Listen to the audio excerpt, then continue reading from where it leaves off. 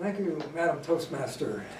As all of you know, I'm always focusing on weather and speaking, but there's one thing that will overtake any of those. And I don't even miss a Toastmasters meeting if it means I can participate in winter sports.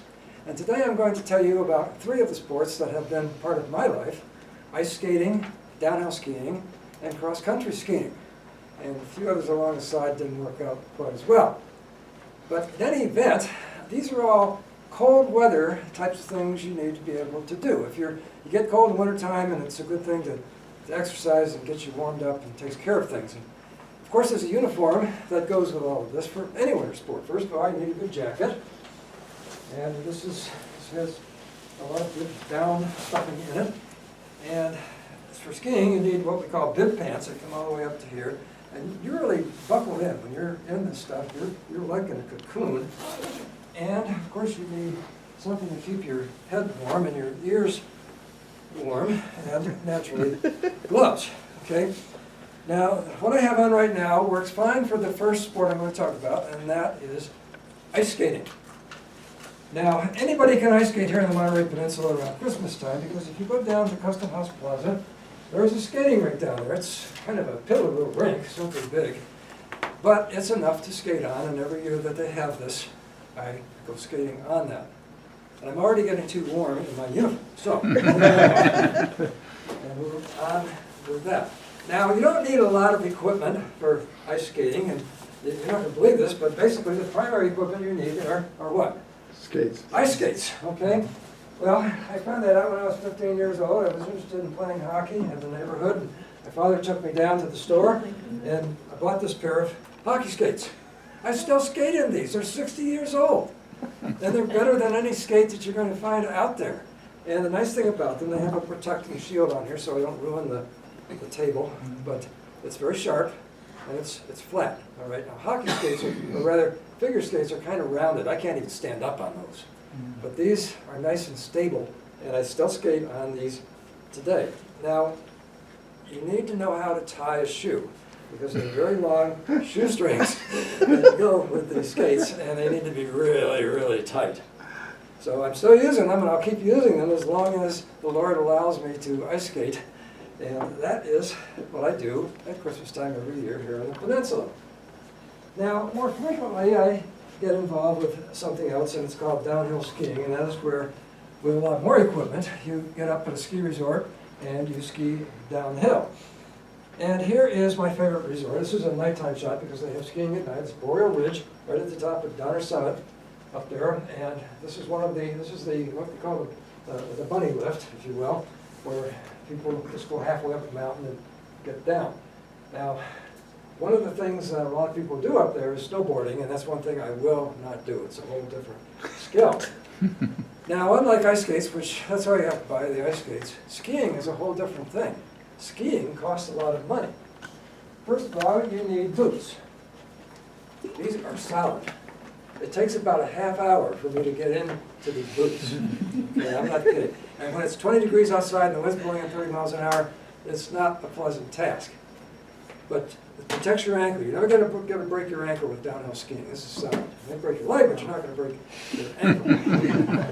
You want to buy a set of these? It starts at about $500. Those are the cheap ones. Okay? Now, of course, you need something to put the boots in, which would be skis and bindings. And here's a pair of skis that I've been skiing on for the last 10 years or so, and they're already obsolete.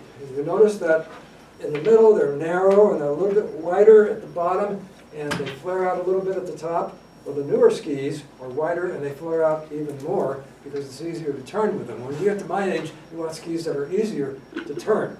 So I've kind of outgrown these skis. They don't serve me as well as they did, but you see, we have a place to put those ski boots. They're called bindings. They're a very complex mechanism, and they have to be adjusted just right, or you might break your whole body if you fall and your boot won't slip out of them. It's set so your boot will come out at a certain tension, and you can set that tension. Bindings, same thing. These bindings probably $150, $200. The skis, the new skis today, run upwards of $700 or $800 a pair. So I'm backing off of downhill skiing Except the one thing that makes it a lot cheaper for me is, first of all, I bought these skis for $100 from a fellow ski club member. And of course, you also need poles, and I forgot poles, because they help you balance as you go along. And skiing, if you know how to ride a bicycle, you can downhill skis. It's pretty straightforward with that one, okay? But at any rate, poles, they don't cost that much, more like about $50. But fortunately, I belong to a ski lodge. It cost me $8 a night to stay there. And here is a picture of our ski lodge last month after a blizzard. As you can see, there was quite a bit of snow on that particular day. And I skid Boyer Ridge, as I showed you on the last slide. That cost me $59 a year because for a season pass, because I'm a super senior, and you really get away with a lot when you're over 70. If you were 40 or 50, it would cost you several $100s for a season pass like Boyer Ridge. So I've had a lot of fun downhill skiing, but I'm kind of backing away from that now because as I get older, if I were to fall, I might break some things I'd rather not break. So I said, well, what else can I do? Well, I can do cross-country skiing. Now, cross-country skiing is a little different. Unfortunately, my cross-country skis are up in Truckee, so I couldn't bring them to show you, but they're longer, they're narrower, and they slide very easy, and their bindings are they're almost plastic. And the ski boots, they're like slippers. They're really comfortable. And you get the boot on, and you put your ski in the binding, and you're off. What takes me 30 seconds for cross-country skiing takes me 30 minutes with downhill skiing. So you can see where I'm going with this. Now, if you want to downhill ski, you need somewhere to ski. Cross-country ski, you need a place to ski. And there's not that many resorts that have it. Tahoe Donner is one of them. But the best place to ski is the road out in front of the lodge. All right, this is Deerfield Drive in Truckee. And normally the plows come through about 9 in the morning, and so this is all cleared out. But this particular day, that's perfect. Get on those cross-country skis and go a half a mile down to the shopping center. So it's really great, doesn't cost you anything. And if you'd rather have a little more privacy, well, you go in the backyard, and there's a nice trail back there that you can work your way through with the cross-country skis. And this all takes energy, and you get out of breath really quickly. So this is my test. If I can get through cross-country skiing for the day, I'm probably not going to have a heart attack. So, but if I don't want to do this trail, then I can always go over to Tahoe Donner with the cross-country ski area, which is where it costs a little bit, but really not that much. So today I've told you about my 3 favorite winter sports: ice skating, downhill skiing, and cross-country skiing. And I'm going to keep doing them as long as I possibly can. No adjustments.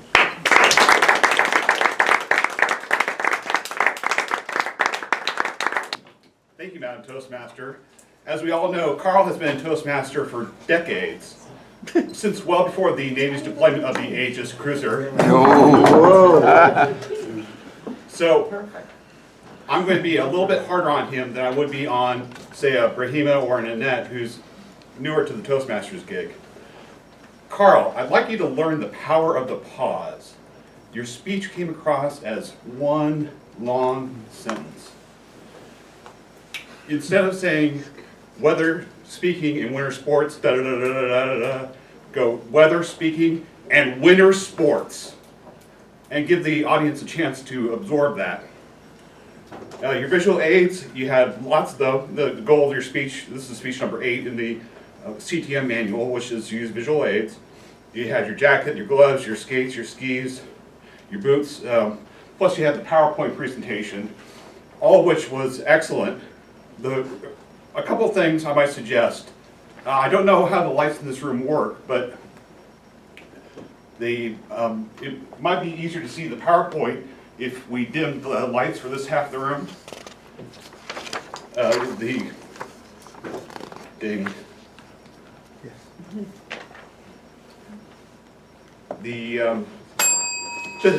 Thank you.